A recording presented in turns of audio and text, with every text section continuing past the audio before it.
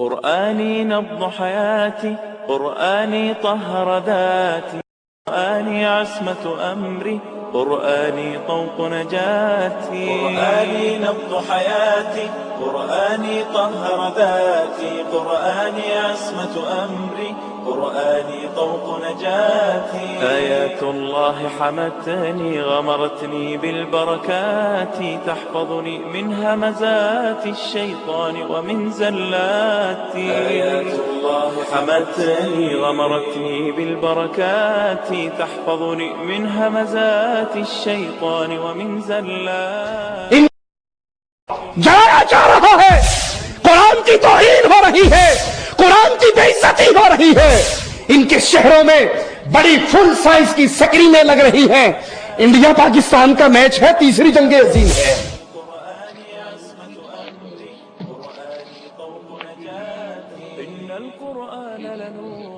يتفجر في جنباتي، يرفعني عند مليك الخلق لأعلى الدرجات.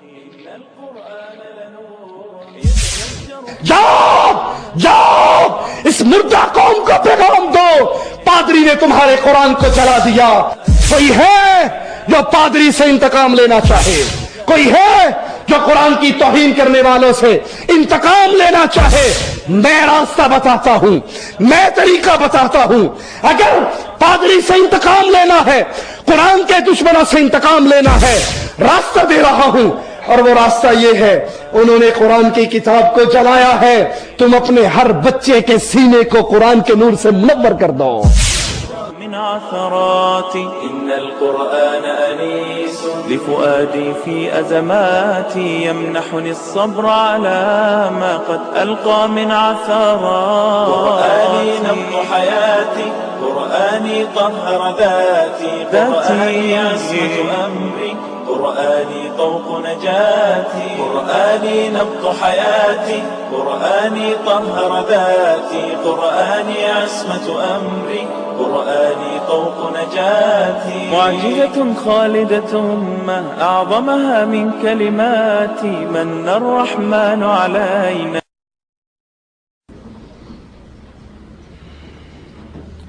إن الحمد لله نحمده ونصلي على رسوله الكريم. أعوذ بالله من الشيطان الرجيم. بسم الله الرحمن الرحيم. قل هو الله أحد الله الصمد لم يلد ولم يولد ولم يكن له كفوا أحد.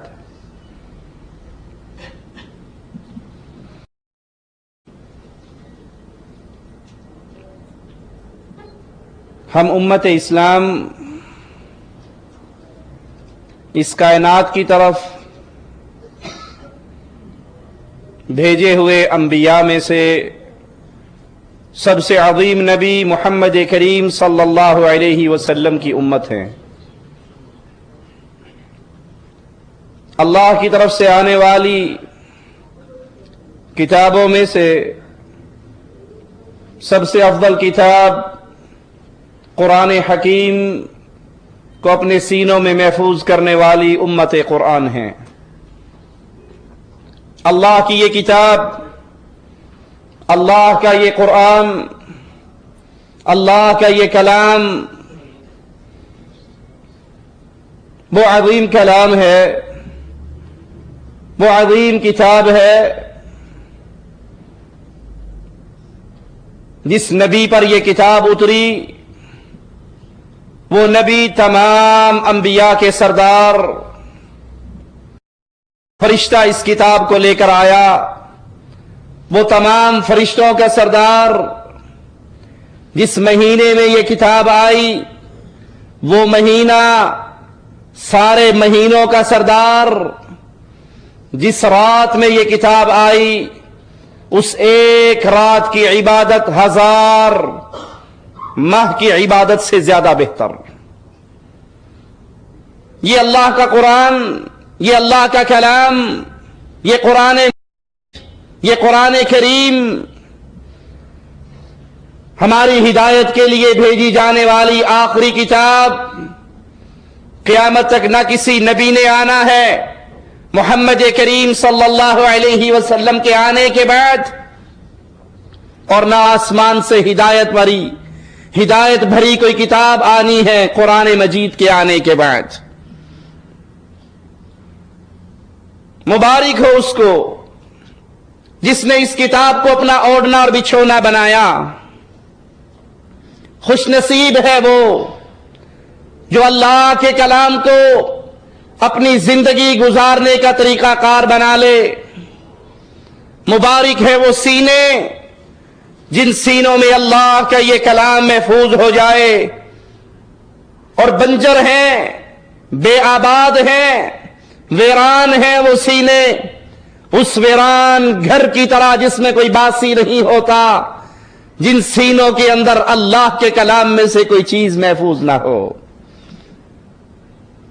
عزت پا گئے، کامیاب ہو گئے دنیا کے وہ لوگ جنہوں نے اللہ کے کلام کو اپنا اوڑھنا اور بچھونا بنایا۔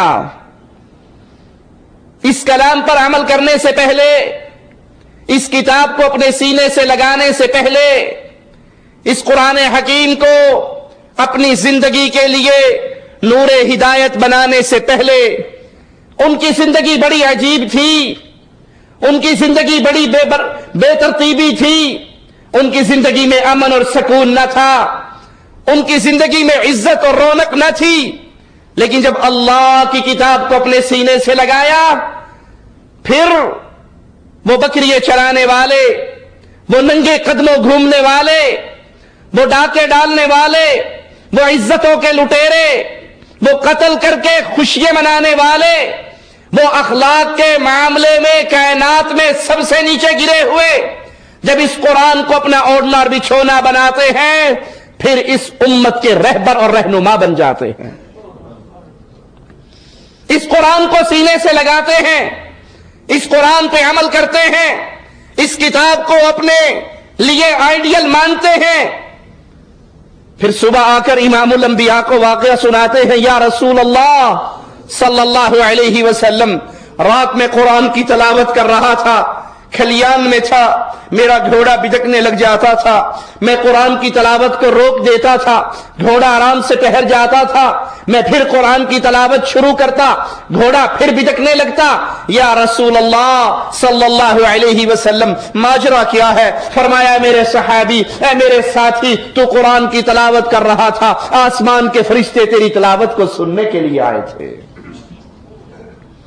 جنہوں نے اس قرآن کو اپنے لیے رہنما بنایا، اپنی زندگی کو اس کے مطابق ڈھالا، وہ عزت پا گئے، وہ دنیا میں کامیاب ہوئے، وہ آخرت میں کامیاب ہوئے، وہ اللہ کے پیاروں میں شامل ہوئے، وہ جنت کے وارث بنے، کیونکہ یہ قرآن چیز ہی ایسی ہے، یہ اللہ کی رسی ہے، جو اس رسی کو تھام لیتا ہے وہ اللہ والا بن جاتا ہے، وہ اللہ کے پیاروں میں شامل ہو جاتا ہے۔ امام الانبیاء، امام کائنات محمد الرسول اللہ صلی اللہ علیہ وسلم فرماتے ہیں، کتاب اللہ ہوا حبل اللہ الممدود، اللہ کی کتاب اللہ کی وہ رسی ہے، من السماء الى الارض، جو آسمان سے زمین کی طرف اللہ کی رسی لٹکی ہوئی ہے، جو اس رسی کو پکڑ لے، جو اس کتاب کو تھام لے، جو اس کتاب کو اپنا اوڑھنا بچھونا بنا لے، جو اس کتاب کی محبت کو اپنے دلوں میں پیدا کر لے، کیا کائنات میں کوئی اس کو ذلیل کر سکتا ہے؟ جو اللہ کی رسی کو پکڑ لیتا ہے، پھر کائنات مل کر بھی اس کا کچھ نہیں بگاڑ سکتی، کیونکہ اس کا دوست کائنات کا مالک عرش والا رب بن جاتا ہے۔ اللہ کی یہ کتاب پڑھنے والوں، یاد کرنے والوں، عمل کرنے والوں خوش ہو جاؤ، اور امام الانبیاء علیہ الصلوۃ والسلام کا فرمان سنو، خوش ہو جاؤ، اس قرآن کا ایک کنارہ اللہ کے ہاتھ میں ہے اور ایک دوسرا کنارہ تمہارے ہاتھوں میں ہے، بس اس کو مضبوطی سے تھام لو، بے شک اس کے بعد تم نہ ہلاک ہوں گے نہ گمراہ ہوں گے۔ اس سے بڑی خوشخبری اور کیا ہو سکتی ہے؟ جو اس قرآن کے ایک سرے کو تھام لے، دوسرا سرا عرش والے کے ہاتھ میں، ایک اس امت کے ہاتھ میں، جو اس قرآن کے سرے کو تھام لیتا ہے، اس رسی کو پکڑ لیتا ہے، اس قرآن کو اپنے لیے اوڑھنا بچھونا بنا لیتا ہے، اس پہ اس کی زندگی کا ہر فعل قرآن کی چلتی پھرتی تصویر ہوا کرتی ہے، اللہ کی قسم یہ چلتا زمین پہ ہوتا ہے، اس کے جوتیوں کی آواز جنت میں آیا کرتی ہے۔ اس کا ایک سرا اللہ کے ہاتھ میں، دوسرا تمہارے ہاتھ میں، اگر تھام لو نہ تم ہلاک ہوں گے، نہ تم برباد ہوں گے، اور نہ تمہیں کوئی اسلام سے گمراہ ہی کر سکے گا۔ قرآن مجید نور ہدایت ہے، نور ہے، ہدایت کا سرچشمہ ہے، ہدایت کا منبع ہے۔ رسول اللہ صلی اللہ علیہ وسلم نے فرمایا، یا ایھا الناس فانما انا بشر، اے لوگو میں ایک بشر ہوں، قریب ہے میرے پاس اللہ کا پیغام لانے والا لے آئے اور میں اس پیغام پر لبیک کہوں، یعنی مجھے موت آ جائے، میں تم میں دو چیزیں چھوڑ کر جا رہا ہوں، اور ان دو چیزوں میں سب سے پہلی چیز اللہ کی کتاب ہے، جس میں ہدایت ہے، جس میں نور ہے، جس نے اس کو مضبوطی سے تھام لیا، جس نے اس کو پکڑ لیا، جو اس پہ قابو رہا، اس پر عمل کیا، وہ ہدایت پر رہے گا، اور جس نے غلطی کی وہ گمراہ ہو جائے گا۔ بس تم اللہ کی کتاب کو پکڑ لو۔ اللہ کے نبی گارنٹی دے رہے ہیں، اس میں نور ہے، اس میں ہدایت ہے، اس کو تھامنے والا دنیا اور آخرت میں کامیاب ہونے والا ہے، اور اس کو چھوڑنے والا دنیا میں بھی برباد ہونے والا ہے، اور آخرت کی بربادی تو ہے ہی۔ قرآن مجید کی تلاوت، اس کتاب کو پڑھنا، یہ اللہ اور اس کے رسول کی محبت کی نشانی ہے۔ ارے کسی کو پیار کرنے والے کا خط مل جائے، کسی کو اس کی بیوی کا خط ملے، اس کے محبوب کا خط ملے، ماں کے پاس اپنے بیٹے کا خط آ جائے، بار بار پڑھتی ہے، سینے سے لگاتی ہے، اس کے دل میں ٹھنڈی نہیں پڑتی، پڑھ کے دل نہیں بھرتا، پھر اس کو پڑھتی ہے، یہ محبت کی نشانی ہے۔ اور جو اللہ کی کتاب کو پڑھتا ہے، اللہ کے کلام کو پڑھتا ہے، تو اسے مبارک ہو، یہ نشانی ہے اللہ اور اس کے رسول کی محبت کی۔ اللہ یہ محبت ہمارے دلوں میں پیدا فرما دے۔ امام الانبیاء فرماتے ہیں صلی اللہ علیہ وسلم، جو شخص یہ پسند کرتا ہے کہ اللہ اور اس کے رسول سے محبت کرے، وہ قرآن مجید کی تلاوت کیا کرے، قرآن پڑھو، قرآن پڑھاؤ، اپنے بچوں کو قرآن یاد کراؤ۔ یہ نشانی ہے، اگر کوئی چاہے اللہ اور اس کے رسول سے محبت کرنا تو یہ محبت کا طریقہ ہے۔ اور جو اللہ سے محبت کرتا ہے پھر رب اس کو عطا کیا کچھ کرتا ہے۔ امام الانبیاء علیہ الصلوۃ والسلام فرماتے ہیں، من قرأ حرفا من کتاب اللہ، جو اللہ کی کتاب میں سے ایک حرف پڑھ لیتا ہے اس کے لیے نیکی ہے، اور اللہ ایک نیکی کے بدلے 10 عطا کرتا ہے۔ آقا فرماتے ہیں، میں یہ نہیں کہتا الف لام میم حرف ہے، الف الگ حرف ہے، لام الگ حرف ہے، میم الگ حرف ہے، جو صرف اللہ کی کتاب میں سے الف لام میم کہتا ہے، اللہ اس کو 10 نیکیاں عطا کر دیتا ہے۔ جو رب سے محبت کرتا ہے وہ رب کے در سے کبھی خالی واپس نہیں جایا کرتا۔ یہ اللہ کی وہ عظیم نعمت، یہ وہ پیارا کلام، یہ وہ پیاری کتاب ہے، اور دنیا کی یہ اکیلی وہ کتاب ہے، اگر کوئی اس کتاب کو پڑھ نہیں رہا، صرف سن رہا ہے، عرش والا سننے والے کو بھی ثواب عطا فرماتا ہے۔ اس کتاب کو پڑھیے، ایک حرف ایک نیکی، ایک 10 کے برابر 10 نیکیے۔ آپ نہیں پڑھ رہے، سفر میں ہے، کام میں ہے، مشغول ہے، صرف قرآن کوئی آپ کے پاس پڑھتا ہے اور آپ توجہ سے اس قرآن کو سنتے رہتے ہو، عرش والا سننے پر بھی ثواب دیتا ہے۔ مسند احمد میں ہے، امام الانبیاء علیہ الصلوۃ والسلام نے فرمایا، جو قرآن مجید کی ایک آیت سنتا ہے اللہ اس کے لیے اضافہ کی ہوئی نیکی لکھ دیتا ہے، اور جو اس کی تلاوت کرتا ہے تو یہ آیت قیامت کے دن اس کے لیے نور ہوگی، روشنی ہوگی۔ جس دن لوگ روشنی کو تلاش کریں گے، جس دن پلے صراط پر روشنی کی ضرورت ہوگی، ایمان کا نور اس قرآن کی آیت کو تلاوت کرنے والوں، اس قرآن کریم کو پڑھنے والوں، یہ قیامت کے دن تمہارے لیے نور ہے۔ اور اس قرآن پر عمل دنیا اور آخرت میں بلندی کا ذریعہ ہے. اس قرآن سے منہ موڑنا، انحراف کرنا، دنیا اور آخرت کی ذلت کی دلدلوں میں گرنے کا راستہ ہے. صحیح مسلم میں ہے، امام الانبیاء علیہ الصلوۃ والسلام نے فرمایا بے شک اللہ تعالی کتنی ہی قوموں کو اس قرآن کے ذریعے بلند کرتا ہے، اس قرآن کے ذریعے بلند کرتا ہے، کتنی ہی قوموں کو اور کتنوں کو پست کر دیتا ہے. جو قرآن کو مضبوطی سے تھام لیتے ہیں، اپنے عمل کرنے سے پہلے اس کتاب سے ہدایت لیتے ہیں، اس کو اپنے لیے رہنما بناتے ہیں، اس کو اپنے لیے منشور بناتے ہیں، اللہ ان کو عزت دیتا ہے. اور جو قرآن کو چھوڑ کر لوگوں کے بنائے ہوئے قانونوں کو نافذ کرتے ہیں، اللہ ان کو ذلیل کر دیتا ہے. وہ معزز تھے زمانے میں مسلمان ہو کر، وہ معزز تھے زمانے میں مسلمان ہو کر، ہم خار ہوئے تاریک قرآن ہو کر. عزت ملتی ہے تو قرآن کے ذریعے، ذلت ملتی ہے اسی قرآن کو چھوڑنے کے ذریعے. آج مسلمان ذلت کی دلدل کے اندر تیزی سے گر رہا ہے. اس گرنے کی وجہ کیا ہے؟ اس کے ہاتھ میں سبھی کچھ ہے، اگر نہیں ہے تو عرش والے کا قرآن نہیں ہے. اس کے ہاتھ میں ڈائجسٹ ہے، اس کے ہاتھ میں میگزین ہے، اس کے ناول پڑھنے کا ٹائم ہے، ڈش اینٹینا کے ریموٹ ہے، اگر نہیں ہے عرش والے کا قرآن نہیں ہے، محمد کا فرمان نہیں ہے صلی اللہ علیہ وسلم. کون اس کو ذلت میں گرنے سے روک سکتا ہے؟ جو خود ذلت کو اپنے لیے خرید لیں، جو خود ذلت کے پیچھے دوڑ لگا دیں. عزت اس اللہ کی کتاب کے ساتھ جڑنے میں ہے، ذلت اس کتاب کو اپنی پشت کے پیچھے پھینک دینے میں ہے. قرآن کی تلاوت کرنے والوں، دنیا میں تمہارے لیے عزت ہے اور آخرت میں تمہارے لیے خوشگواری ہے. سیدنا ابو سعید رضی اللہ عنہ وارضاہ فرماتے ہیں رسول اللہ صلی اللہ علیہ وسلم نے مجھے کہا اوصیک بتقوی اللہ، اے ابو سعید میں تجھے اللہ کے ڈر اور خوف کی وصیت کرتا ہوں، کیونکہ یہ ہر چیز کی اصل ہے. اور جہاد کرنا، جہاد اسلام کی رہبانیت ہے. اللہ کا ذکر اور قرآن مجید کی تلاوت کرنا، کیونکہ یہ ذکر تیرے لیے آسمان میں خوشگواری ہے اور دنیا میں عزت کا باعث ہے. جو قرآن پڑھتے ہیں اللہ انہیں دنیا میں بھی عزت دیتا ہے.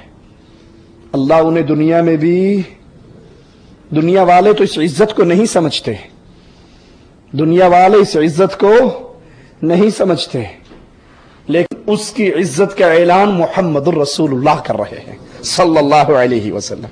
بخاری و مسلم میں ہے، امام الانبیاء علیہ الصلوۃ والسلام نے فرمایا ماہر قرآن معزز فرما بردار فرشتوں کے ساتھ اٹھایا جائے گا قیامت کے دن. اس کا شمار کہاں ہوگا؟ آج تو قرآن کے حافظ کی عزت ہی کوئی نہیں، قرآن کے قاری کا مقام ہی کوئی نہیں. کسی سے کہو آپ کے بیٹے حافظ ہیں، آپ کے خامند حافظ ہیں، اور وہ انجینئر بھی ہوں، ڈاکٹر بھی ہوں، پروفیسر بھی ہوں، اور ساتھ حافظ قرآن بھی ہو، اگر کہہ دیا جائے آپ کے زوج حافظ قرآن ہیں، وہ غصے سے کہتی نہیں میرے خامند ڈاکٹر ہیں، انجینئر ہیں، پروفیسر ہیں. ان کے نزدیک انجینئر کی عزت ہے، حافظ کی عزت، ڈاکٹر کی عزت ہے، حافظ کی عزت، پروفیسر کی عزت ہے، حافظ کی عزت. ارے آؤ مصطفیٰ تمہیں قرآن کے حافظ کی عزت بتا رہے ہیں.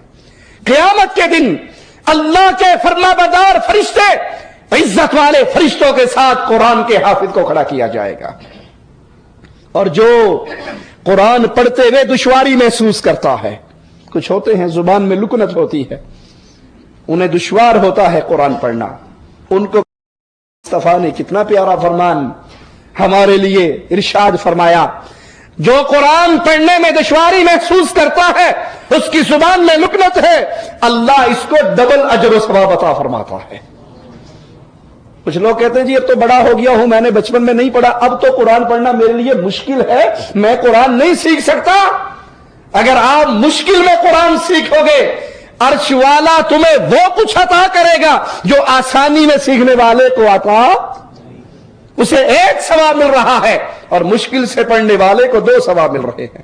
صحیح بخاری میں امام الانبیاء علیہ الصلوۃ والسلام کا فرمان سنیے، دلوں میں بٹھائیے, غور کیجئے, اپنی زندگی میں اس حدیث کو لاگو کیجئے, اپنے دلوں کے اندر عزتوں کا معیار رسول کی اس حدیث کو بنائیے.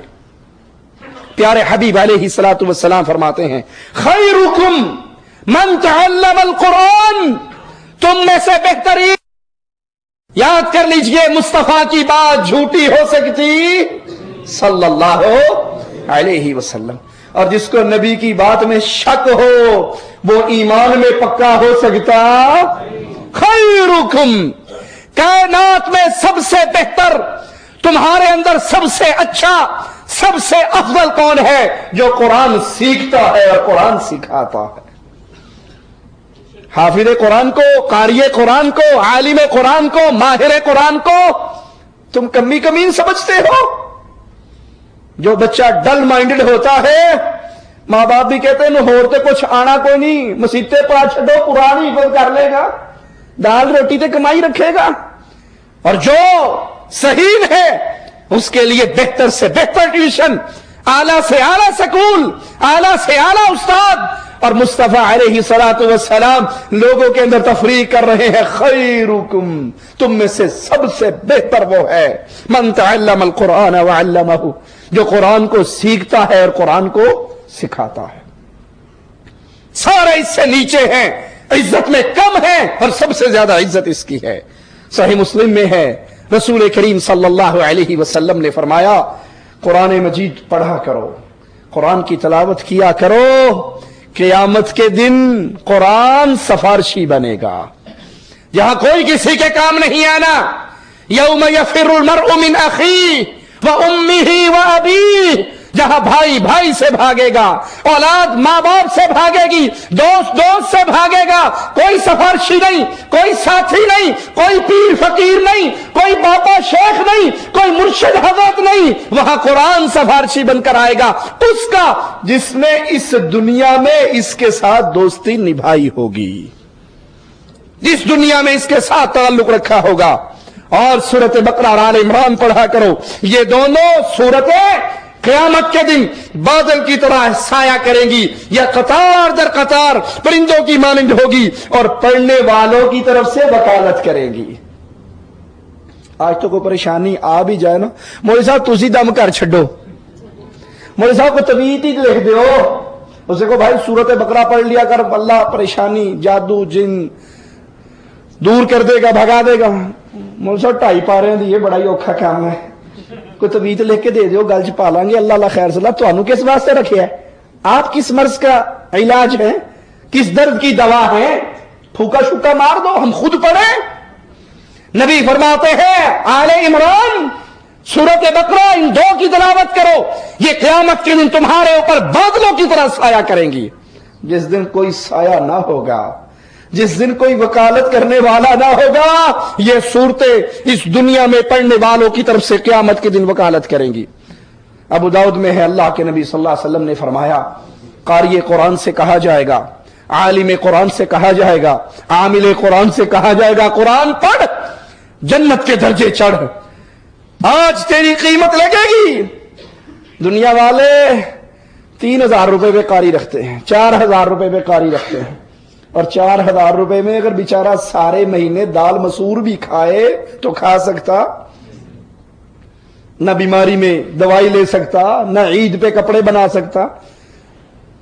اور اگر وہ بیچارہ کہہ دے میری تنخواہ بڑھا دو, چودھری صاحب کہتے ہیں اے بڑا لالچی ہے, یہ بڑا لالچی ہے, 4000 پہ رکھا تھا, سال ہوا نہیں ہے, تنخواہ بڑھا دو. اس بیچارے کو پتا نہیں کہ چودھری صاحب کا ناشتہ 5000 روپے کا ہو جاتا ہے. ایک بیٹا نان چھولے کھاتا ہے, دوسرا پائے کھاتا ہے, تیسرا دہی کھاتا ہے, چوتھا حلوہ پوری کھاتا ہے. ان کا بازار سے ناشتہ لینے جاؤ, ان کے کتوں کا خرچہ بھی زیادہ ہو جاتا ہے. اور یہ قرآن کے حافظ کو حقارت کی نظر سے دیکھتے ہیں. آؤ حافظ قرآن کو قیامت کے دن اللہ کیا مقام دے رہا ہے. آج تو اپنے بچوں کو قرآن سے دور کر رہے ہو. آج تو جی چاہتا ہے ماں باپ کا بچہ بولتے ہی فر انگلش بولے, ہمارا سر معاشرے میں اونچا ہو جائے, یہ FSC میں ٹاپ کرے, میڈیکل میں ٹاپ کرے. اللہ کی قسم اگر تمہارا بیٹا دنیا کی ترقی کرتے کرتے پوری دنیا کا صدر بھی بن جاتا ہے اور اس کے سینے میں رب کا قرآن نہیں ہے، قیامت کے دن یہ صدارت اس کو کچھ دے سکتی؟ اور صرف قرآن کا حافظ، قرآن کا عالم، قرآن کا قاری، قرآن پہ عمل کرنے والا۔ مصطفیٰ کیا فرماتے ہیں؟ مالی کہے گا پڑھو، ترقی کرو، جنت کے درجے اوپر چڑھو، پڑھو جیسے تم دنیا میں پڑھا کرتے تھے، جس طرح دنیا میں قرآن پڑھتے تھے ویسے پڑھو، جہاں تمہاری زبان سے تمہاری آخری آیت نکلے گی جنت میں تمہارا وہی مقام ہوگا۔ اور حدیث میں آتا ہے، مسند احمد میں ہے، وہ آیات پڑھے گا، ایک آیت پڑھنے کے بدلے میں جنت کا ایک درجہ چڑھ جائے گا، ایک آیت پڑھنے کے بدلے میں، ہر آیت کے بدلے میں وہ درجہ چڑھے گا اور اس کا آخری ٹھکانہ وہی ہوگا جہاں اس کی زبان سے آخری آیت نکلے گی۔ مسند احمد میں ہے، قبر کھلے گی انسان کی، قرآن دبلے پتلے انسان کی شکل میں اسے ملے گا اور کہے گا مجھے پہچانتے ہو؟ وہ کہے گا نہیں میں نہیں پہچانتا۔ اس کی طرف سے جواب ملے گا میں تیرا ساتھی ہوں، میں قرآن ہوں جو دنیا میں تیرا ساتھی تھا، میں گرمی کی پیاس تجھ سے برداشت کروایا کرتا تھا، راتوں کی نیندیں میں تیری قربان کروایا کرتا تھا، تو روزہ رکھتا تھا میری تلاوت کرتا تھا، رات کو تہجد پڑھتا تھا میری تلاوت کرتا تھا، تو نے دنیا میں مجھ سے بے وفائی نہیں کی، آج میں تجھ سے بے وفائی نہیں کروں گا۔ آج ہر تاجر اپنے مال تجارت کے ساتھ امیدیں لگاتا ہے اور آج ہر نوعیت کے مال تجارت کے سائے میں تو ہوگا، اس کے دائیں ہاتھ میں بادشاہت دی جائے گی اور اس کے بائیں ہاتھ میں ہمیشہ کی جنت کا پروانہ تھمایا جائے گا، اس کے سر پہ عزت و وقار کا تاج رکھا جائے گا۔ کس کی بات ہو رہی ہے؟ فزکس میں ماسٹر کرنے والے کی؟ کیمسٹری میں ماسٹر کرنے والے کی؟ کس کی بات ہو رہی ہے؟ میں ٹاپ کرنے والے کی؟ کس کی بات ہو رہی ہے؟ دل کے سرجن کی، دماغ کے سرجن کی، اعلیٰ ترین تعلیم دنیا کی لینے والے کی۔ ہم اس تعلیم کو برا نہیں کہتے، لیکن صرف اسی تعلیم کے پیچھے اپنے بچوں کی عمریں کھپا دینے والوں، تم نے بیٹے کو ڈاکٹر تو بنا لیا، انجینئر تو بنا لیا، پروفیسر تو بنا لیا، کیا اس کو مسلمان بھی بنایا؟ کیا اس کے سینے میں قرآن بھی دفن کیا، قرآن بھی محفوظ کیا، اسے قرآن بھی یاد کروایا؟ قیامت کے دن اس کے کوئی ڈگری کام نہیں آنے والی، قبر کھلتے ہی اس کے ساتھ جو ڈگری چلے گی وہ قرآن کے حفظ کی چلے گی، وہ قرآن کو یاد کرنے کی چلے گی، وہ قرآن پڑھنے کی چلے گی، وہ قرآن پہ عمل کرنے کی چلے گی۔ یہ تو وہ ہے، اس کے ماں باپ کو انتہائی عمدہ ریشمی لباس پہنائے جائیں گے۔ ماں باپ بڑے تعجب سے پوچھیں گے ہماری یہ عزت کس عمل کی بنیاد پر ہو رہی ہے؟ یہ اتنی پیاری پوشاک ہمیں کیوں پہنائی جا رہی ہے؟ جواب ملے گا تیرے بچے نے قرآن کا علم حاصل کیا تھا۔ بچے کو تو جو ملنا ہے وہ ملنا ہے۔ وہ ماں باپ جو اپنی بیٹیوں کو، اپنے بیٹوں کو قرآن یاد کرواتے ہیں، قرآن کا حافظ بناتے ہیں، قرآن کا عالم بناتے ہیں، قرآن کا داعی بناتے ہیں، مبارک ہو ان کو جنت میں پوشاکیں پہنائی جا رہی ہیں، قبر کھلنے کے بعد پوشاکیں مل رہی ہیں، عزتیں مل رہی ہیں، اس لیے اپنے بچے کو رب کی کتاب یاد کروانے کی وجہ سے۔ اور اسے کہا جائے گا پڑھو قرآن، چڑھو جنت کے درجے، جب تک پڑھتا رہے گا جنت کے درجے چڑھتا رہے گا۔ قرآن کے عالم، قرآن کے عامل، قرآن کے داعی، ان کی عظمت سننی ہے تو آؤ مصطفیٰ علیہ السلام کا فرمان سنو، تمہارے اندر جماعت کرواتے ہوئے امام وہ بنے جو قرآن زیادہ جانتا ہو۔ اگر اس میں سب برابر ہو پھر جو سنت کا علم زیادہ رکھتا ہو، اس میں سب برابر ہو جس نے ہجرت پہلے کی ہو، اس میں سب برابر ہو جو عمر میں زیادہ ہو۔ رسول اللہ صلی اللہ علیہ وسلم شہدائے احد، صحیح بخاری میں یہ روایت موجود ہے، پوچھتے ان میں قرآن زیادہ جاننے والا کون ہے؟ جو قرآن زیادہ جاننے والا ہوتا اس کو قبر میں پہلے اتارا جاتا. عزت کس چیز کی ہے؟ اللہ کے کلام کی، اللہ کی کتاب کی. اسی لیے مصطفیٰ علیہ السلام نے پوچھا تھا نا، تم میں سے بانج کون ہے؟ بانج سمجھتے ہو نا، جس کی اولاد نہیں ہوتی. کہنے والوں نے کہا تھا جس کی اولاد نہیں، جھولی خالی ہے، یہ بانج ہے. کہا نہیں، یہ بانج نہیں ہے. بانج وہ ہے جس کو رب نے اولاد دی، بیٹوں اور بیٹیوں کی نعمتوں سے نوازا، اس نے اپنے کسی ایک بیٹے کو بھی اللہ کے لیے وقف نہیں کیا، اللہ کی کتاب سکھانے کے لیے نہیں چھوڑا. دنیا کے کتے بنا دیا، دنیا کے پیچھے دوڑا دیا، دنیا کے پیچھے بھگا دیا، دنیا جمع کرنے والا بنا لیا، لیکن آخرت جمع کرنے والا نہیں بنایا. یہ بانج ہے، یہ مر جائے گا، اس کی اولاد کا کوئی عمل اس کے کام نہیں آئے گا. قرآن کریم سے غفلت برتنے والوں کے لیے مالک کی طرف سے وعید سن لیجئے. جو اس قرآن کو سنتے ہیں دلوں پہ اثر نہیں ہوتا، قرآن کی طرف توجہ نہیں ہوتی. قرآن کیا کہتا ہے؟ وَجَعَلْنَا عَلَىٰ قُلُوبِهِمْ أَكِنَّةً أَن يَفْقَهُوهُ وَفِي آذَانِهِمْ وَقْرًا. ان کے دلوں پہ پردے ڈال دیتے ہیں کہ اسے سمجھ نہ سکے، اور ان کے کانوں میں بوجھ ہوتا ہے، ان کے کانوں میں بوجھ پڑ جاتا ہے، دلوں پہ پردے پڑ جاتے ہیں، وہ قرآن کو سمجھ نہیں سکتے. قرآن سے جو بے رغبتی کرتا ہے قرآن اس کو سمجھ. امام شافعی رحمہ اللہ سے کسی نے کہا تھا مجھے قرآن یاد کرنے میں مشکل ہوتی ہے. جواب میں کہا تھا گناہ چھوڑ دے. جس دل میں گناہوں کی محبت ہوتی ہے اس دل میں قرآن رہ سکتا؟ جس دل میں گناہوں کی محبت ہے وہاں قرآن نہیں، جہاں قرآن ہے وہاں پہ گناہ کی محبت باقی نہیں رہتی.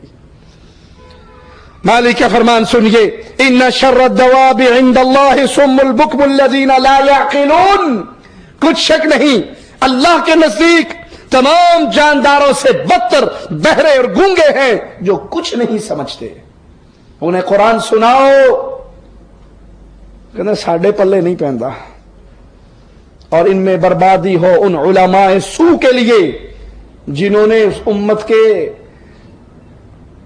مسکین عوام کو یہ پٹی پڑھا دی ہے تم قرآن سیکھ ہی نہیں سکتے، تم قرآن سمجھ ہی نہیں سکتے. قرآن چھوڑ دو، ہمارے حضرت کی ملفوظات پڑھا کرو. قرآن چھوڑ دو، ہمارے بابے کی فضائل اعمال پڑھا کرو.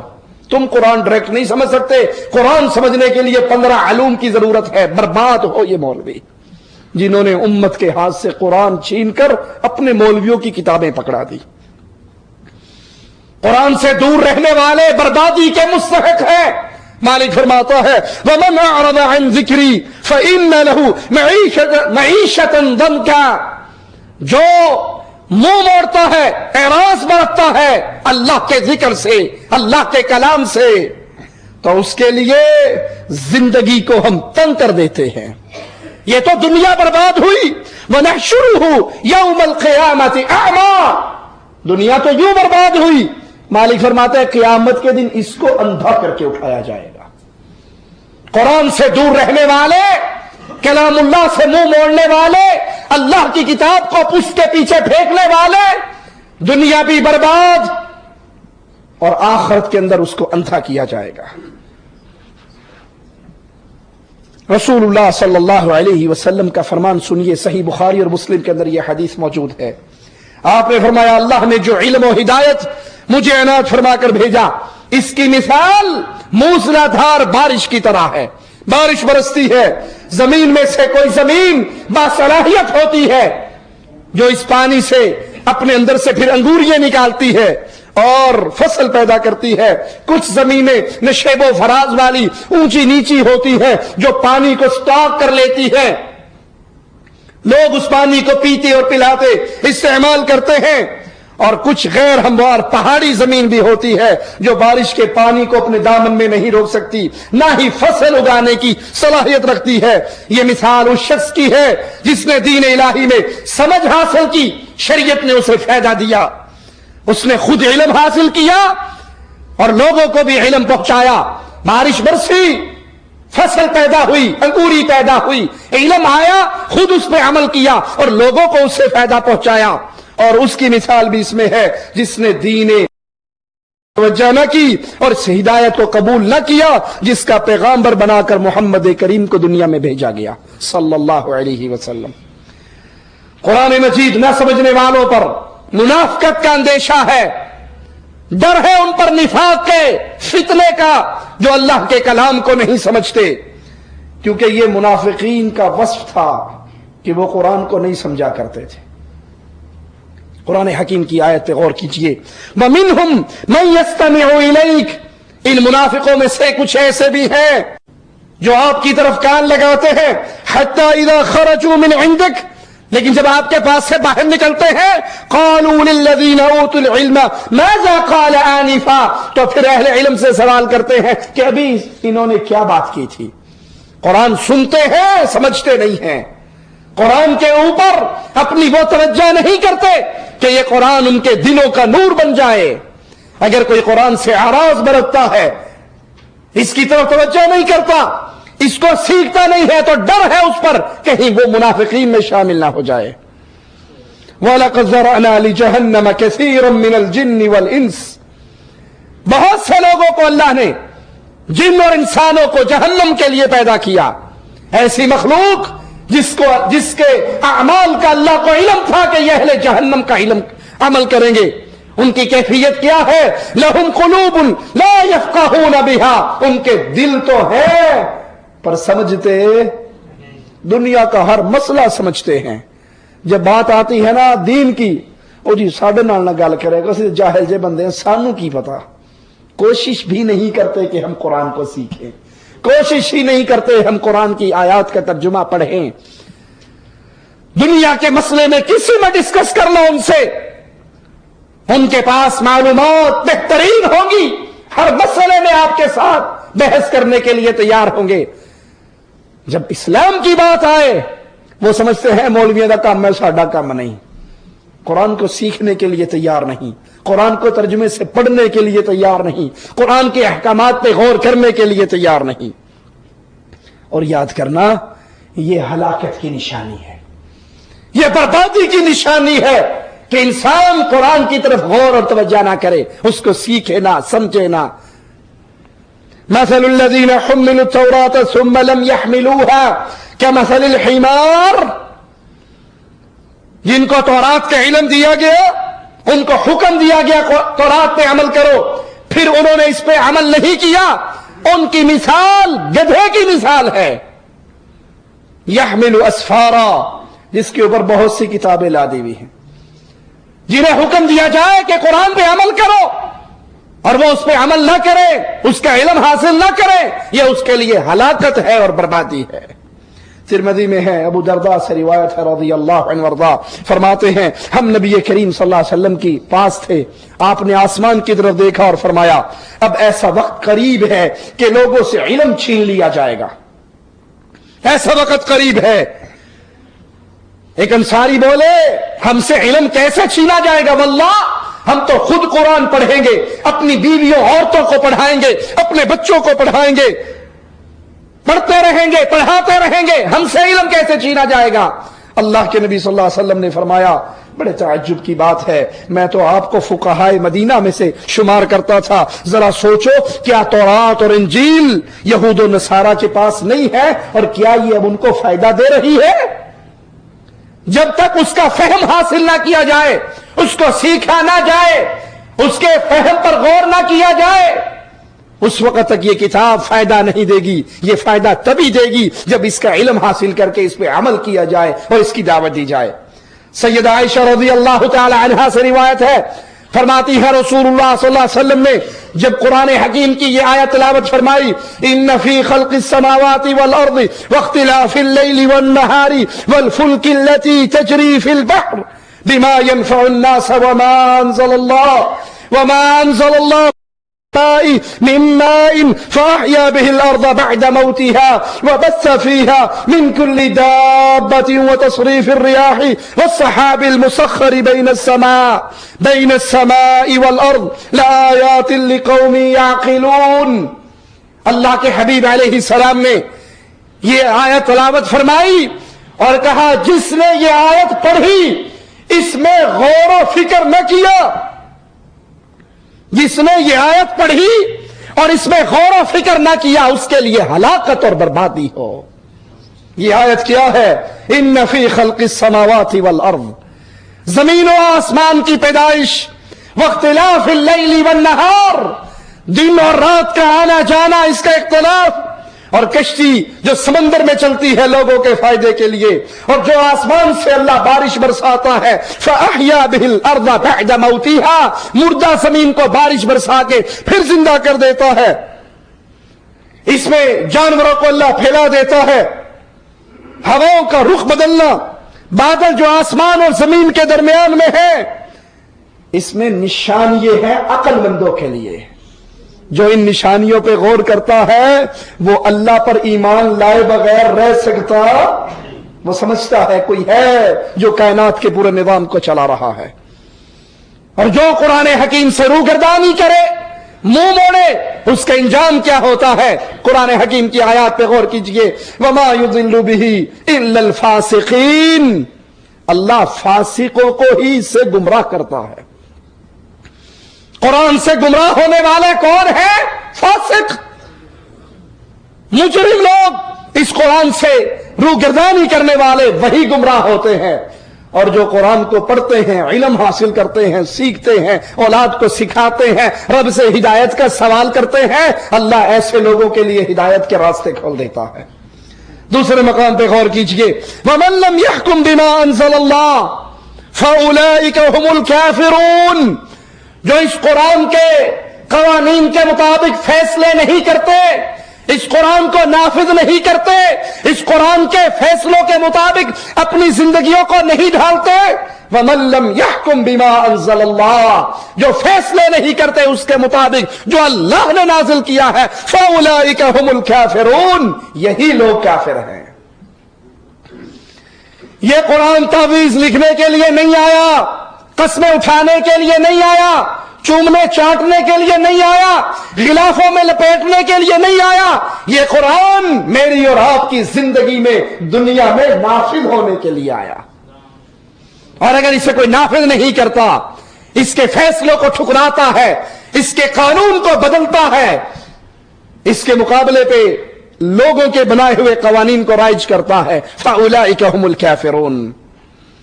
قرآن حکیم کی آیات پہ غور کیجئے، مالک فرماتا ہے ان الذین یکتمون ما انزل اللہ من الکتاب، اللہ نے جو یہ کتاب اتاری ہے اس میں سے جو لوگ اللہ کے اتارے ہوئے حکموں کو چھپاتے ہیں، وَيَشْتَرُونَ بِهِ ثَمَنًا قَلِيلًا، دنیا کے 4 ٹکوں کے لیے، 4 پیسوں کے لیے اللہ کے حکموں کو چھپا لیتے ہیں، اللہ کے حکموں کو بتاتے نہیں ہیں، بیان نہیں کرتے۔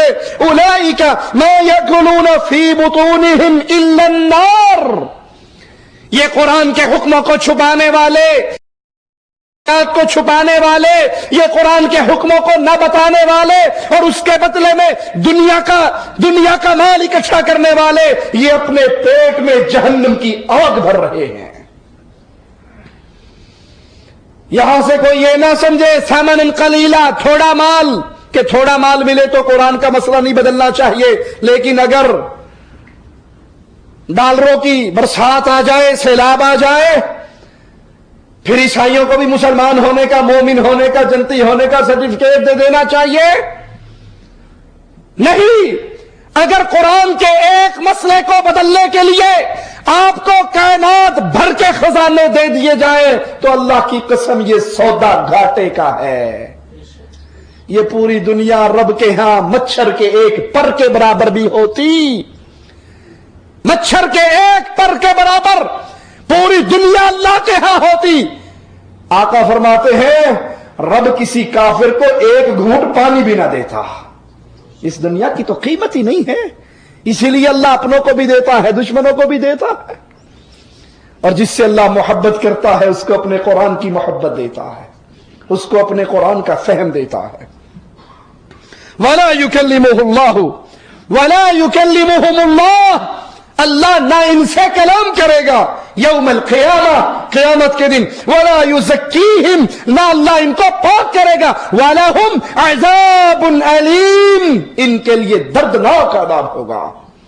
قرآن کو بدلنے والے، قرآن کو چھپانے والے، قرآن کے حکموں کو چھپا کر اپنے پیٹ کا دھندا چلانے والے، اپنے سامنے لوگوں کو سجدے کروانے والے، اپنے بابوں کی قبروں کا طواف کروانے والے، اپنے پیروں کی درگاہوں پہ لوگوں کو حج کے لیے بلانے والے، اس کو غریبوں کا حج قرار دینے والے، شرک کا یہ کاروبار چلانے والے، اللہ کے اتارے ہوئے قوانین کو چھوڑ کر اسمبلیوں کے بنائے ہوئے قانون کو مسلمانوں پہ لازم قرار دینے والے، اور یہ کہنے والے یہ قرآن 1400 سال پہلے کا ہے، آج کے دور میں یہ نافذ نہیں ہو سکتا، قرآن کو معطل کر کے اپنے ہاتھوں کے لکھے ہوئے اصولوں کو لوگوں پہ نافذ کرنے والے، ان کے پیٹ میں جو مال قرآن چھپانے کی وجہ سے جا رہا ہے، یہ مال نہیں ہے، جہنم کی آگ ہے۔ قیامت کے دن دردناک عذاب ان مجرموں کے لیے ہے۔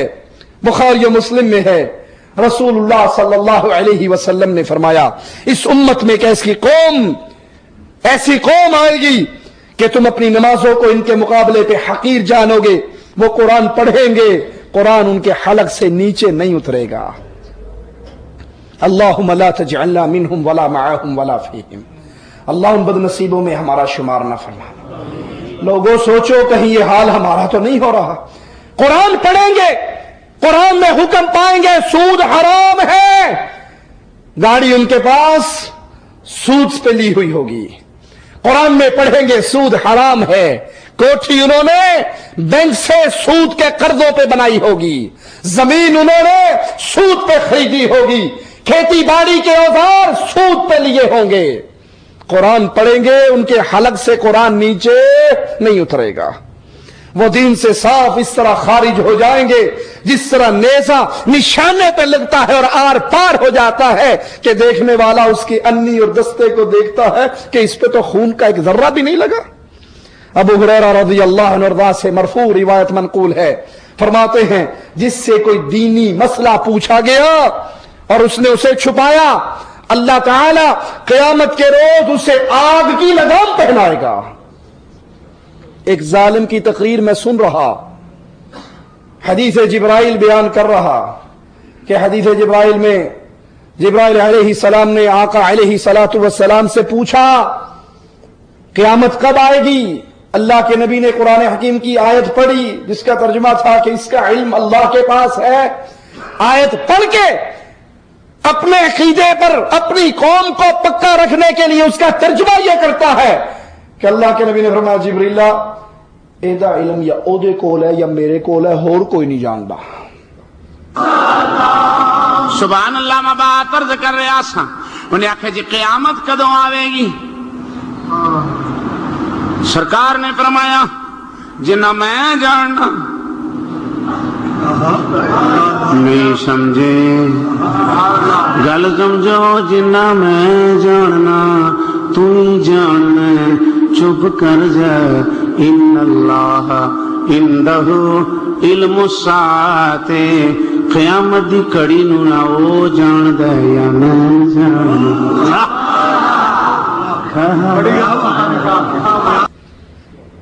یہ قرآن کی آیات کے ترجمے بدلنے والے، یہ قرآن کی آیات کے اندر اپنی مرضی کے ترجمے داخل کرنے والے، ایک قادری صاحب نے ترجمہ کیا ہے قرآن حکیم کا عرفان القرآن کے نام سے، اور جب آیت آئی ہے قل انما انا بشر مثلکم، بریکٹ میں لگا دیتا ہے بظاہری تخلیق میں اللہ نے آپ کو بشر بنایا اپنے عقیدوں کو ثابت کرنے کے لیے کہ وگرنہ تو آپ نور من نور اللہ تھے۔ اگر کسی سے دین کا مسئلہ پوچھا جائے اور وہ دین کے مسئلے کو قرآن کی آیت کو چھپائے، قیامت کے دن دنیا میں تو 4 چندے مل جائیں گے، 10 مرید بن جائیں گے، قیامت کے دن اس کے منہ میں جہنم کی آگ کی لگام دی جائے گی۔ قرآنی آیات سے روگردانی کرنے والوں کا انجام کیا ہوگا؟ آئیے اللہ کی کتاب سے سنتے ہیں، وَمَنْ أَظْلَمُ مِمَّنْ ذُكِّرَ بِآيَاتِ رَبِّهِ ثُمَّ أَعْرَضَ عَنْهَا إِنَّا مِنَ الْمُجْرِمِينَ مُنْتَقِمُونَ۔ वमन अज़लमु मिम्मन ज़ुक्किर बिआयाति रब्बिह, उससे बड़ा जालिम कौन है, उससे बड़ा मुजरिम कौन है, उससे बड़ा अपनी जान पे जुल्म करने वाला कौन है, जिसको कुरान की आयत सुनाई जाए सुम्मा अअरद अन्हा, फिर वो कुरान की आयत से अपने मुंह को मोड़ ले, अपने चेहरे को पलट ले, कुरान की आयत से मुंह मोड़ ले। इन्ना मिनल मुजरिमीन मुंतकिमून, हम मुजरिमों से इंतकाम लेने वाले हैं, हम मुजरिमों से क़यामत के दिन इनसे इंतकाम लेने वाले हैं। जिसको कुरान की आयत सुनाई जाए और वो अपना चेहरा फेर ले, वो अपना मुंह बदल ले, वो अपना रुख बदल ले, वो कुरान की आयत पे गौर ना करे, कुरान की आयत को सुनकर अपने आप को उसके ताबे ना करे। सुनो और गौर से सुनो, जो कुरान की आयत से मुंह मोड़ता है, अल्लाह ऐसे मुजरिम से इंतकाम लेने का ऐलान करता है। जो कुरान की आयत से मुंह मोड़ता है, अल्लाह उस मुजरिम से इंतकाम लेने का अपनी किताब में ऐलान करता है। और जो कुरान को झुटलाता है, जो कुरान को झूठी किताब कहता है, रब उससे कैसा इंतकाम लेगा। जो कुरान हकीम के नुस्खों को जलाए, जो कुरान हकीम की बेअदबी करे, जो कुरान हकीम के औराक का तहफ़्फ़ुज़ न करे और उनकी बेअदबी और गुस्ताखी करे, रब उनसे कैसे इंतकाम लेता है। सही बुखारी में है, सैयदना अनस फरमाते हैं, एक ईसाई था, मुसलमान हो गया था, सूरत बकरा और आले इमरान उसने पढ़ ली थी, नबी करीम के लिए वही लिखा करता था, फिर मुर्तद हो गया, दोबारा ईसाई हो गया और अपने ईसाइयों में जाकर कहने लगा, मोहम्मद को कुछ नहीं पता सिवाय जो मैंने लिख कर दिया है। कुरान हकीम की आयत का इंकार और कुरान हकीम की तौहीन करने वाला कि मैंने जो लिख दिया है वही उसके पास है। अल्लाह की वही का क्या उसकी हिफाजत का जिम्मा रब ने नहीं लिया है। ये मर गया, इसको कब्र में दफन किया गया, अगले दिन सुबह का सूरज तलू हुआ, इसकी डेड बॉडी जमीन के ऊपर पड़ी थी। वह ईसाई समझे शायद मोहम्मद अलैहिस्सलाम के साथियों ने यह हरकत की और गहरी कब्र खोदी, इसको दफन किया। ये वही का इनकार करने वाला, ये मुस्तफा की गुस्ताखी करने वाला, अगले दिन गहरी कब्र में इसे दफन किया गया। सुबह का सूरज तलू हुआ, इसकी लाश फिर जमीन पे पड़ी थी। तीसरी कब्र उससे ज्यादा गहरी खोदी गई, इसको दफन किया गया। अगले दिन का सूरज तलू हुआ, इसकी लाश फिर बाहर पड़ी हुई थी। वो समझ गए ये इंसानों का काम नहीं, इंसानों के रब का इंतकाम है, और इसकी बदबूदार लाश को वैसे ही छोड़ दिया। कोई ये ना कहे ये तो माजी का किस्सा है, ये तो माजी का वाकया है। मालिक जब चाहता है अपने गुस्ताखों से इंतकाम लेता है, मालिक जब चाहता है अपने कलाम की तौहीन करने वालों की रस्सी को खींच लेता है। नहीं याद तो तुर्की के जलजले को याद करो। 1999 में जब ये जलजला आया, इसके असबाब क्या थे अल्लाह ही जानता है। उन असबाब में से एक सबब जो आंखों से दुनिया वालों ने देखा, तुर्की के समंदर के साहिल पर फौजी छावनी के अंदर फिले शराबो कबाब सजी हुई, जिसमें 30 जर्नल इसराइल के, 30 अमेरिका के और 30 से ज्यादा तुर्की के, वो जो दीन से बेजार, जो दीन से दूर, जो दीन दुश्मन थे, उनकी वहां पे मीटिंग चल रही, जिसमें इस इस्लाम के खिलाफ मजीद कार्रवाई करने की प्लानिंगें बन रही। और मीटिंग के दौरान एक तुर्की जर्नल ने अपने नकीब से, जो मुसलमान था, कुरान लाने के लिए कहा। वो कुरान लेकर आया। उस बड़ी मजलिस में जहां यहूदी औरतें नाच रही, बदकारी और बेहयाई की मजलिसें लगी हुई, उसे कहा गया कुरान पढ़। उसने कुरान पढ़ा, जो आयत पढ़ी उसने कहा इसका तर्जुमा भी कर। उसने कहा इसका तर्जुमा तफसीर मैं नहीं जानता। उस आलिम ने उसके हाथ से वो कुरान लिया, कुरान हकीम के औराक को फाड़ा और नाचने वालियों के कदमों में उन औराक को फेंका और कहा ऐन अल्लाह, वो अल्लाह कहां है। جس نے اعلان کیا تھا انا نحن نزلنا الذکر وانا له لحافظون، وہ اللہ کہاں ہے جس نے اعلان کیا تھا اس قرآن کو، اس ذکر کو ہم نے اتارا ہے، ہم اس کے محافظ ہیں؟ کہاں ہے؟ آج آئے اور اپنے قرآن کی اس بے عزتی سے اس قرآن کو بچائے۔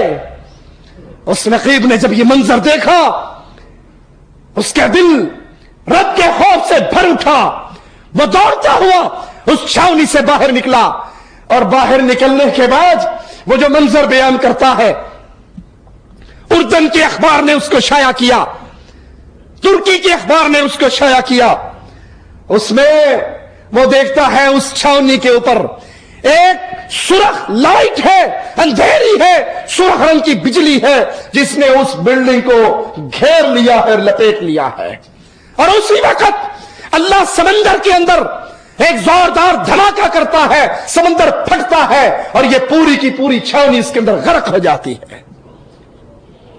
اللہ جب چاہتا ہے مجرموں سے انتقام لیتا ہے، اور پھر زلزلے کا ایسا جھٹکا آتا ہے کہ پوری زمین کو اللہ ہلا کر رکھ دیتا ہے۔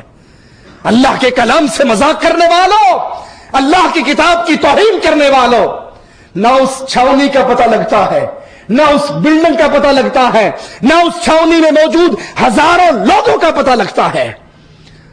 اسرائیل نے اپنے نمائندے بھیجے، امریکہ نے اپنے نمائندے بھیجے، جاؤ ان جنرلوں کو تلاش کر کے لاؤ، لیکن جن کو رب کا غضب پکڑ لیتا ہے انہیں دنیا میں کون دیکھ سکتا ہے؟ اللہ نے اس پوری چھاونی کو ایسا دھسایا، اس کی جگہ سے پانی نکل آیا اور اس کا وجود ختم ہو کر رہ گیا۔ اسی قرآن کی توہین کرنے کا دوسرا منظر، اسی 22 مارچ کو امریکہ کے اندر ایک پادری نے اپنی آخرت تو اس کی پہلے ہی برباد تھی، دنیا کو مزید برباد کرنے کے لیے اس نے ایک نام نہاد اپنی میٹنگ کال کی، جس میں قرآن حکیم کو بھی ایک ٹیسٹ میں رکھ کر لایا گیا، اور پھر قرآن کے خلاف اس نے مقدمہ دائر کر کے اپنے اقوال پڑھے کہ دنیا میں جو کچھ ہو رہا ہے اس کا سبب یہ قرآن ہے، اور پھر اس قرآن کو جلانے کا حکم دیا۔ اس ظالم، اس کافر، اس خبیث کے اس آرڈر کے بعد ایک اور مجرم آگے بڑھتا ہے جو عرش والے کے کلام کو لائٹر کے ساتھ آگ لگاتا ہے اور جلا دیتا ہے۔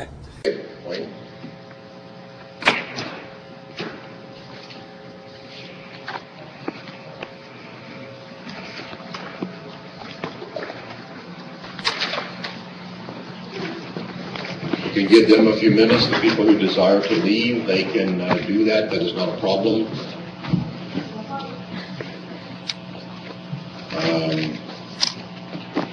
I would like to emphasize again, this is not with any type of, we do not believe, wrong intentions or motives. This is, as you could put it, the desire of the people. This is their chosen form of punishment. And the Quran was found guilty. Thus, we are obligated to fulfill this punishment. If we are ready, then go ahead.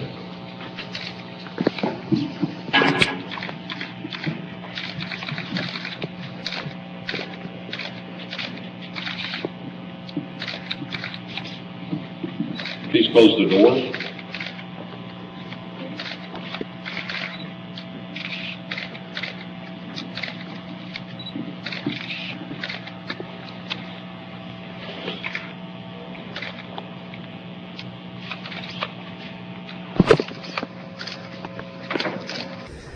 انا للہ و انا الیہ راجعون، انا للہ و انا الیہ راجعون، لا حول ولا قوة الا باللہ۔ اس سے بڑھ کر انسانوں، کلمہ پڑھنے والوں، رب کے کلام کی اور کیا توہین ہوگی۔ لیکن یاد کرو اس توہین کا سبب بننے والے کون ہیں؟ وہ ظالم جان گیا تھا، وہ پادری جانتا تھا اس قرآن سے آج امت قرآن نے رشتہ توڑ لیا ہے۔ یہ قرآن مسلمانوں کی زندگیوں سے نکل گیا ہے، یہ قرآن مسلمانوں کے عملوں سے نکل گیا ہے. مسلمان اس قرآن سے منہ موڑ چکے ہیں اور اس نے یہ دیکھتے ہوئے ہماری اس مقدس کتاب کو، اللہ کے اس پیارے کلام کو آگ لگائی. کیوں؟ وہ جانتا تھا یہ مردہ ہو چکے ہیں، ان کا قرآن سے رشتہ ٹوٹ چکا ہے. اور اس سے پہلے ایک یہودی ظالم نے اپنی ایک میٹنگ میں کہا تھا، جی چاہتا ہے قرآن کو جلا دیا جائے، قرآن کو مٹا دیا جائے. اس کا ایک کارندہ دوڑا، قرآن شریف کا ایک نسخہ لے کر آیا اور وہ نسخہ اس یہودی کے سامنے رکھ کے اس نے جلا دیا. تو وہ کہنے لگا تو پاگل ہے، تو جاہل ہے، قرآن کو کتابی صورت میں نہیں جلانا، مسلمان کے سینے سے جلانا ہے، مسلمان کے سینے سے مٹانا ہے. اے قرآن کی توہین کرنے والوں، اے قرآن کی توہین کرنے والوں، آؤ تمہیں میں اللہ کے قرآن سے تمہاری ہلاکت اور بربادی کی وعید سناتا ہوں. مالک فرماتا ہے وَإِذَا أَرَدْنَا أَن نَّهْلِكَ قَرْيَةً أَمَرْنَا مُتْرَفِيهَا فَفَسَقُوا فِيهَا فَحَقَّ عَلَيْهَا الْقَوْلُ فَدَمَّرْنَاهَا تَدْمِيرًا. اور جب ہم کسی بستی کی بربادی کا فیصلہ کر لیتے ہیں، جیسے ظالموں کی یہ چھاونی برباد ہوئی، ہم کسی بستی کی ہلاکت کا فیصلہ کر لیتے ہیں، وہاں کے خوشحال لوگوں کو کچھ حکم دیتے ہیں، وہ اس بستی میں کھلی نافرمانی کرنے لگتے ہیں، پھر ان پر یہ بات ثابت ہو جاتی ہے اور پھر ہم ساری بستی کو تہ و بالا کر دیتے ہیں. سمندروں کا رب اللہ ہے، زمینوں کا رب اللہ ہے، آسمانوں کا رب اللہ ہے. اور جب کوئی ظالم رب کو چیلنج کرتا ہے پھر رب اس سے انتقام لیتا ہے. وَتِلْكَ الْقُرَىٰ أَهْلَكْنَاهُمْ لَمَّا ظَلَمُوا وَجَعَلْنَا لِمَهْلِكِهِمْ مَوْعِدًا. اور ہم نے، یہ ہیں وہ بستیاں جنہیں ہم نے ان کے ظلم کی بنا پہ غارت کر دیا، برباد کر دیا، اور ان کی تباہی بھی ہم نے اس کے لیے بھی ایک میعاد مقرر کر رکھی تھی. آج اس پادری کو کیسے جرت ہوئی اللہ کی کتاب کی یہ توہین کرنے کی؟ کیسے جرت ہوئی؟ وہ پادری سمجھ چکا ہے مسلمانوں کے دل سے رب کے کلام کی محبت نکل چکی ہے. کہاں ہے وہ قلم؟ کیوں خاموش ہے وہ قلم؟ کیوں رکے ہوئے ہیں وہ زبانیں؟ کیوں گنگ ہے جو مسلمانوں کے اپنے دفاع کرنے پر بھی انہیں دہشت گرد کے لیبل سے پکارتی ہیں؟ رب کے کلام کو جلانے والے کو بھی کوئی دہشت گرد کہے گا جس نے کائنات کی سب سے بڑی دہشت گردی کرتے ہوئے عرش والے کی کتاب کو جلایا ہے. لوگوں، اپنے دل میں اللہ کے کلام کی محبت کو پیدا کرو. لوگوں، اپنے دل میں رب کے کلام کی محبت کو پیدا کرو. ایمان کی چنگاری کو آگ بناؤ. افسوس یہ چنگاری اس راکھ میں بجھ چکی ہے. جس دن یہ قرآن جلایا جا رہا تھا مسلمان کرکٹ میچ میں مگن تھے، ان کو فکر نہ تھی. ان کو فکر تھی تو یہ کوارٹر فائنل جیتنے کے بعد سیمی فائنل کس سے کھیلنا ہے. ان کے قرآن کو جلایا جا رہا ہے، قرآن کی توہین ہو رہی ہے، قرآن کی بے عزتی ہو رہی ہے. ان کے شہروں میں بڑی فل سائز کی سکرینیں لگ رہی ہیں. انڈیا پاکستان کا میچ ہے، تیسری جنگ عظیم ہے، ہم نے یہ میچ دیکھنا ہے، ہم نے سیمی فائنل جیتنا ہے. جس میچ کو دیکھنے کے لیے کتنے ہی وہ لوگ ہیں. میں ان کی بات نہیں کرتا جو نماز پڑھتے ہی نہیں ہیں، میں تو ان کی بات کرتا ہوں جو نماز پڑھتے ہیں. کتنے ہی لوگوں نے نمازیں چھوڑی ہوں گی، کتنے ہی لوگوں نے نمازیں چھوڑی ہوں گی. مغرب کی نماز کھیلنے والوں نے نہیں پڑھی، دیکھنے والوں نے کیسے پڑھی ہوگی؟ انا للہ و انا الیہ راجعون. اور کتنے ہی ہیں جو مجبور ہو کر اٹھ کر نماز کے لیے تو گئے ہوں گے، انہیں سجدے کے اندر شاہد آفریدی کی بولنگ کے سٹائل ہی یاد آتے ہوں گے. جن کی نظریں اللہ کی کتاب سے ہٹ کر اس کوڑے اور کرکٹ کے پیچھے لگی ہوئی، جن کے دل میں رب کے قرآن کی غیرت نہیں ہے، اس ظالم میچ کی، اس گندے کھیل کی غیرت ہے، جس کھیل میں اس قوم کے چھوٹے بھی غرق ہو گئے، اس قوم کے بڑے بھی غرق ہو گئے. ان کو کوئی پتہ نہیں ہمارے دین کے ساتھ کفار کیا کر رہے ہیں، رب کے قرآن کے ساتھ، ہمارے رب کے دین کے ساتھ، رب کی کتاب کے ساتھ ظالم کیا کر رہے ہیں۔ ان کے دل میں ٹینشن ہے تو یہ کہ ورلڈ کپ جیتنے کا یہ بڑا اچھا چانس ہے، پتہ نہیں قوم کو خوشخبری ملتی ہے، جاؤ جاؤ اس مردہ قوم کو پیغام دو، پادری نے تمہارے قرآن کو جلا دیا، تم کرکٹ میچ میں مگن رہے، تمہارے رب کے کلام کو جلا دیا، تم کرکٹ میچ میں مگن رہے، تمہارے اللہ کی کتاب کو دہشت گرد کتاب قرار دے کر جلا دیا، تمہارے ہاتھ میں بڑے بڑے بلے تو آئے، تمہارے بچے قرآن یاد کرنے کے لیے گھروں سے نہ نکلے۔ وہ جماعتیں بھی، وہ تنظیمیں بھی جو کل تک اس جمہوری ہتھ کنڈوں کو برا کہا کرتی تھی، آج وہ بھی سیاست کھیلنے کے لیے، مظاہروں کے لیے نکلی ہوئی ہے، مظاہرے کر رہی ہے، مسلمان لوگوں کو لے کر مسلمانوں کے ملک میں اپنے ہی گاڑیوں کے اپنے ٹائر جلا کر اپنے ہی منہ کو کالا کر رہی ہے، اور سمجھتے ہیں مظاہرہ کر کے ہم قرآن کی عزت کو دوبالا کریں گے، مظاہرے کر کے ہم، ارے یہ مظاہرہ کوئی طریقہ نہیں ہے، یہ اسلام کا راستہ نہیں ہے۔ کوئی ہے جو پادری سے انتقام لینا چاہے، کوئی ہے جو قرآن کی توہین کرنے والوں سے انتقام لینا چاہے، میں راستہ بتاتا ہوں، میں طریقہ بتاتا ہوں۔ اگر پادری سے انتقام لینا ہے، قرآن کے دشمنوں سے انتقام لینا ہے، راستہ دے رہا ہوں، اور وہ راستہ یہ ہے، انہوں نے قرآن کی کتاب کو جلایا ہے، تم اپنے ہر بچے کے سینے کو قرآن کے نور سے منور کر دو، عہد کرو، اللہ نے بیٹے دیے، بیٹیاں دی ہیں، قرآن کے حافظ بنائیں گے، قرآن کے قاری بنائیں گے، قرآن کے دائی بنائیں گے، قرآن پہ چلنے والا بنائیں گے، قرآن کو پڑھنے والا بنائیں گے۔ یہ راستہ ہے انتقام کا، یہ راستہ ہے عزت کا، یہ راستہ ہے قرآن کی محبت کا۔ اپنے بچوں کو قرآن پر لگاؤ، قرآن پڑھاؤ، قرآن کی محبت کو دلوں میں پیدا کرو، بازاروں میں قرآن کو نافذ کرو، گھروں میں قرآن کو نافذ کرو، جسموں پہ قرآن کو نافذ کرو، عدالتوں میں قرآن کو نافذ کرو، اسمبلیوں میں قرآن کو نافذ کرو، اللہ کے لیے، اللہ کے لیے، اللہ کے لیے۔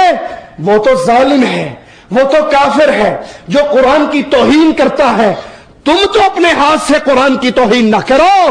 اور بتاؤ، تب تمہارے گھر کے اندر ڈش اینٹینا چلتا ہے، فلمیں چلتی ہیں، کنجریاں ناچتی ہیں، کنجروں کے گانے گونجتے ہیں، رب کا واسطہ دے کے سوال کرتا ہوں، کیا تم قرآن کی توہین نہیں کر رہے؟ ارے جب تم سود کا کاروبار کرتے ہو، کیا تم قرآن کی توہین نہیں کر رہے؟ جب تمہارے بیٹے کی شادی پہ ڈھول بجتے ہیں، گانے بجتے ہیں، ناچ ہوتا ہے، مہندی کی رسم، ابٹن کی رسم، جہیز کی رسم ہوتی ہے، کیا تم قرآن کی توہین نہیں کر رہے؟ جب تمہارے معاشرے کے اندر، جب تمہاری عدالتوں کے اندر قرآن کی سزاؤں کو ظالمانہ قرار دے کر انسانوں کی بنائی ہوئی سزاؤں کو لاگو کیا جاتا ہے، کلمہ گو، کیا تو قرآن کی توہین نہیں کر رہا؟ جب تیری اسمبلی اور پارلیمنٹ میں قرآن لے کر ایک ایک ممبر کے پاس جایا جاتا ہے سائن کروانے کے لیے، یہ شریعت بل ہے، ہم قرآن نافذ کرنا چاہتے ہیں، آپ سائن کر دو گے، 2/3 اکثریت ملے گی تو قرآن نافذ ہوگا، 2/3 اکثریت نہ ہوئی تو قرآن نافذ نہیں ہوگا، 2/3 اکثریت تمہارا شریعت بل پر سائن نہیں کرتی، قرآن فیل ہو کے واپس آ جاتا ہے۔ ارے بتاؤ، کیا تمہارے یہ ممبر قرآن کی توہین نہیں کر رہے؟ اللہ کے لیے تمہارے ہاتھ ان ظالموں کے گریبانوں تک تو نہیں اٹھ سکتے، اپنے گریبانوں تک تو آ سکتے ہیں۔ محبت قرآن پیدا کرو، بچوں کو قرآن کا حافظ بنا کر، بچوں کو قرآن کا قاری بنا کر، تجارت قرآن کے مطابق، شادی قرآن کے مطابق، نکاح قرآن کے مطابق، معاملات قرآن کے مطابق، سیاست قرآن کے مطابق، عمل قرآن کے مطابق، قرآن کی چلتی پھرتی ہوئی تصویر بن جاؤ۔ کافر جو چاہے کر گزرے، ان سے کہو کتنے قرآن جلاؤ گے؟ ہر سینے میں قرآن ہے۔ کتنے قرآن پھاڑو گے؟ مومن کے ہر سینے میں قرآن ہے۔ اپنے سینوں کو گندی فلموں کے ڈائلاگ سے پاک کر کے، گانوں سے پاک کر کے، فلموں کی محبت سے پاک کر کے سورۃ یاسین کی محبت کو پیدا کرو، سورۃ رحمان کی محبت کو پیدا کرو۔ آج آخری بات کہہ کے بات ختم کرتا ہوں. آج مسلمانوں کا اس قرآن کے ساتھ سلوک کیا ہے, اس قرآن کے ساتھ تعلق کیا ہے, وہ سنیے. قرآن کے ساتھ ہمارا سلوک کیا ہے. طاقوں میں سجایا جاتا ہوں, آنکھوں سے لگایا جاتا ہوں. یا تو قرآن ہمارے گھر کی اونچے طاقوں میں رکھا ہے یا صرف چومنے اور چاٹنے کے لیے رکھا ہے. تعویذ بنایا جاتا ہوں, دو کے پلایا جاتا ہوں. جنات کا ڈر ہو, جادو کا ڈر ہو تو قرآن سورۃ فاتحہ تعویذ لکھ کر پیے جاتے ہیں. جزدان حریر و ریشم کے اور پھول ستارے چاندی کے, پھر عطر کی بارش ہوتی ہے, خوشبو میں بسایا جاتا ہوں. جس طرح طوطا مینا کو کچھ بول سکھائے جاتے ہیں, اس طرح پڑھایا جاتا ہوں, اس طرح سکھایا جاتا ہوں. صرف اس کے عربی کے رٹے مروائے جاتے ہیں, اس کا علم نہیں دیا جاتا, اس کا فہم نہیں دیا جاتا. جب قول و قسم لینے کے لیے تکرار کی نوبت آتی ہے, پھر میری ضرورت پڑتی ہے, ہاتھوں پہ اٹھایا جاتا ہوں. دل سوچ سے خالی رہتے ہیں, آنکھیں ہیں کہ نم ہی نہیں ہوتی. کہنے کو میں ایک جلسے میں پڑھ کے سنایا جاتا ہوں. نیکی پہ بدی کا غلبہ ہے, سچائی سے بڑھ کر دھوکہ ہے.